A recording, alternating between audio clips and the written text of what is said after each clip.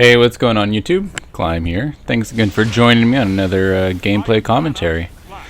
So this is another old one of me playing Iron Banner Clash, so it's quite a while ago.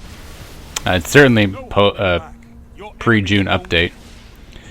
And so this auto rifle here is the new Monarchy auto rifle. I can't remember what it's, Righteous 7, I think, Righteous something, from year 1. There's also a really good roll for year 2. I also recommend with counterbalance, and I really recommend picking it up. Super solid. This just has glass half full, but otherwise they're identical. So most of the time you'll see in this gameplay is that I'm going to completely control this hallway.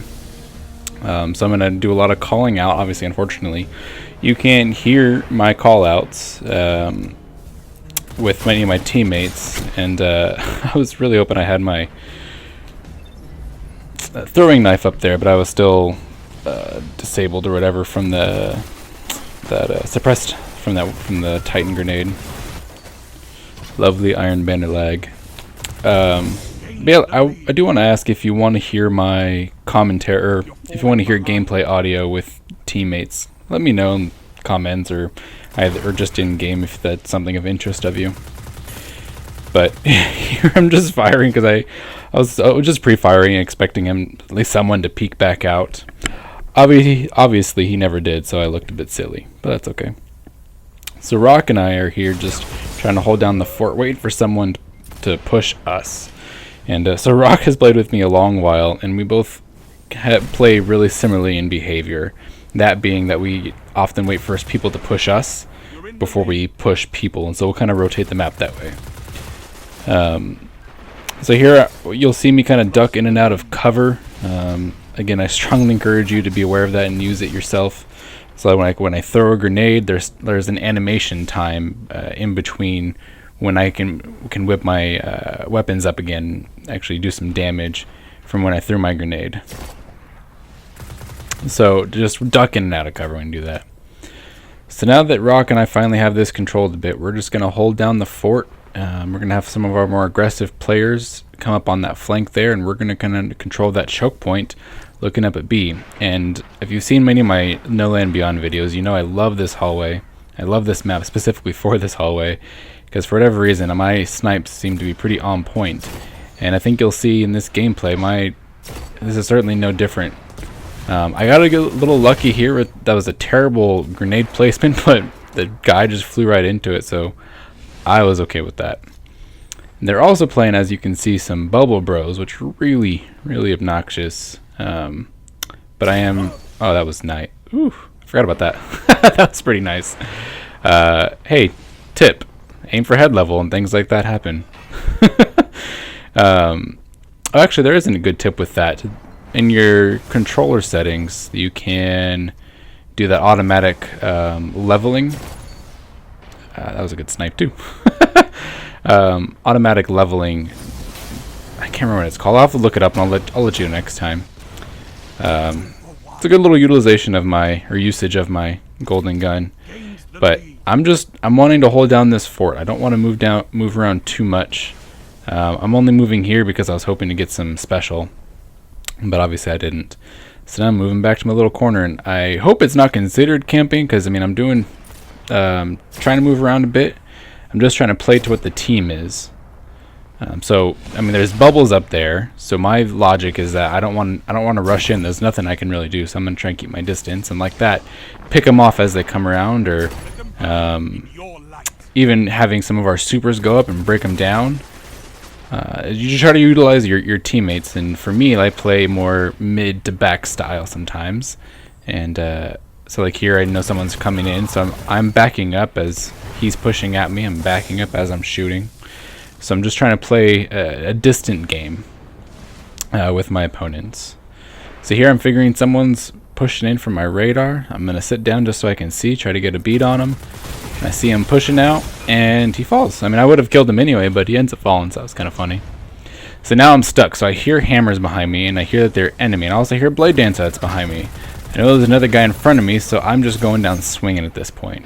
I jump around that corner to get that airborne accuracy going, start hitting him, get rid of his line of sight, kind of mess with his line of sight, do some damage and finish him off before I die from that arc blade. But it's also, just as a general engagement, it's a great way to engage another opponent, is to jump around corners so you know someone's there, you see him on your radar. It's a good way to just deter them from trying to snipe you, or just those off their general head height, and then you're able to get a third-person view from or I guess it's not really third person, just kind of feels like it to me for whatever reason, but another point of view to acquire your target, and especially as you come down. So I do have my heavy. I don't really use it to the best. I try to do some long distance hitting with it, but especially with the machine gun, what I do like to do is use it defensively. I'm typically a defensive player, and just try to rotate to how I view the map and team composition is kind of playing out. But for the most part, I'm just using this heavy as deterrent, or just as a defensive maneuver, because I'm anticipating that they have heavy at the same time I do. So, and people love to rush, and so I'm trying to not be rushed with their heavy. So I'm suppressed. I know people are going to try to chuck grenades as they're communicating. So Jay Naylor and I are just going to kind of hang back and wait for someone to push up into us. I certainly see Seabacchus, Zap, and Mountain Junkie tearing it up, really clearing our path here, so we were fortunate. I didn't really do much, and then it's kind of funny, my grenade blew up in my face, but I still got a headshot. You know, although someone probably up top, one of my teammates up top, was probably killing him as I was doing so. Again, stealing people's kills is just my forte. So right there, I didn't need to be challenging with the heavy machine gun. That was a bit silly, but you know, whatever. It worked. I survived. So again, just trying to play defensive, letting my health regen, watching that radar, and I'm also listening to my partner Jay Naylor, who is telling me that there's a guy that's on our left, and that I need to rotate away from that because he's hard scoping from my initial position. So that was why I rotated around this pillar here. And that freaking bubble every time. So see, several people are dead up on the right. I know most of it's probably going to be from getting buffed by the bubble. So I take out the bubble. I'm running out of time, and I get a lucky little ending kill there with my golden gun. I didn't think anyone was coming. I don't think there was anybody on my radar. Could have swore that was a headshot. Really hope that was going to be a headshot. But don't worry, there's many more headshots to come. Like that. My target acquisition there, super fast. Like watching these videos of myself play is just sometimes I'm just like, did I really do that? So again, playing defensive, waiting for him to rush me. I'm backing up, using my heavy machine gun because I know I still have it, as opposed to with my primary. Obviously, my grenade didn't do much, but. So I want to comment on this guy I'm battling right now, who's crouching over in the far corner there, or at least was crouching, and then when he was engaging.